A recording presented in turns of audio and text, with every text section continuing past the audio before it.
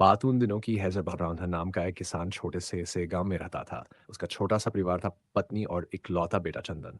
रामधन खेती बाड़ी कर अपना घर चलाता था। वह बहुत अमीर तो नहीं था, मगर भगवान की कृपा से किसी चीज की कमी नहीं थी। उसके जीवन में केवल एक चिंता थी, उसका बेटा चंदन।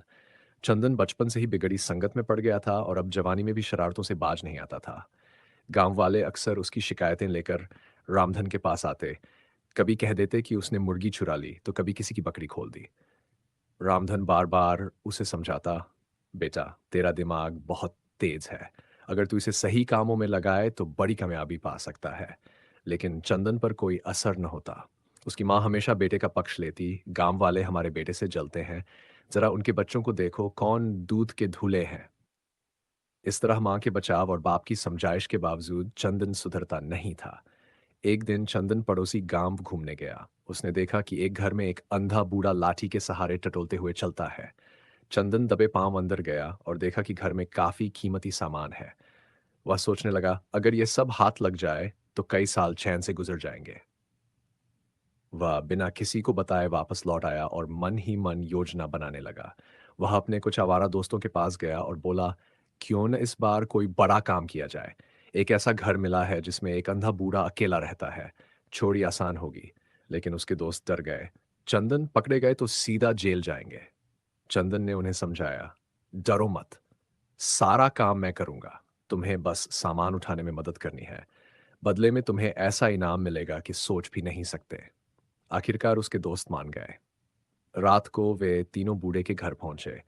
उन्होंने दीवार फांदी और अंदर दाखिल हुए। बूढ़ा पहले ही उनकी आहट सुन चुका था, पर सोने का नाटक करता रहा। जैसे ही वे चोरी में लगे, बूढ़ा बाहर निकला और दरवाजा बंद कर पड़ोसियों को आवाज दी। लोग आकर छोरों को पकड़कर पेड़ से बांध दिया। सुबह तीनों को कोतवाल के सामने लाया गया। हर कोई एक दूसरे पर दोष डालने लगा। कोतवाल ने कहा, जो असली चोर है वह कबूल करे वरना अंजाम बुरा होगा। लेकिन कोई भी सच बोलने को तैयार न था। कोतवाल ने चाल चली। उसने उन्हें खाने के लिए चीजें दी। चंदन ने चने देकर कहा, ये घोड़े के बचे हुए हैं। जांचने पर सच निकला। दूसरा दोस्त सज्जन दूध सूंघकर बोला, इसमें जहर है। सच में उसमें मरी छिपकली मिली। तीसरे दोस्त ने मांस चखकर कहा, यह कुत्ते का मांस है। कसाई ने बताया कि बकरा कुतिया का दूध पीकर बड़ा हुआ था, इसलिए मांस से अजीब गंध आ रही थी। कोतवाल हैरान था। तीनों बहुत चालाक थे। रात को वह परेशान था कि असली चोर कौन है। उसका बेटा बोला, पिताजी मुझे एक मौका दें। अगले दिन उसने तीनों को कहानी सुनाई। एक लड़की अपने बीमार पिता के इलाज के लिए पैसे ले जा रही थी। रास्ते में अलग अलग लोग मिले, किसी ने जाने दिया, किसी ने मदद की। फिर उसने पूछा, उस लड़की पर सबसे बड़ा उपकार किसने किया। पहले दोस्त ने कहा, उसके पति ने, जिसने भैंस बेचकर पैसे दिए। दूसरे ने कहा, उस बेईमान ने जिसने उसकी इज्जत बचाई। चंदन बोला, सबसे बड़ा एहसान चोरों ने किया जिन्होंने पैसे नहीं छीने। कोतवाल का बेटा बोला, यही असली अपराधी है।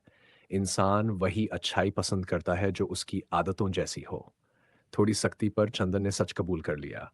कोतवाल ने उसे 10 साल के लिए कारागार भेज दिया और उसके दोनों साथियों को नगर से बाहर निकाल दिया।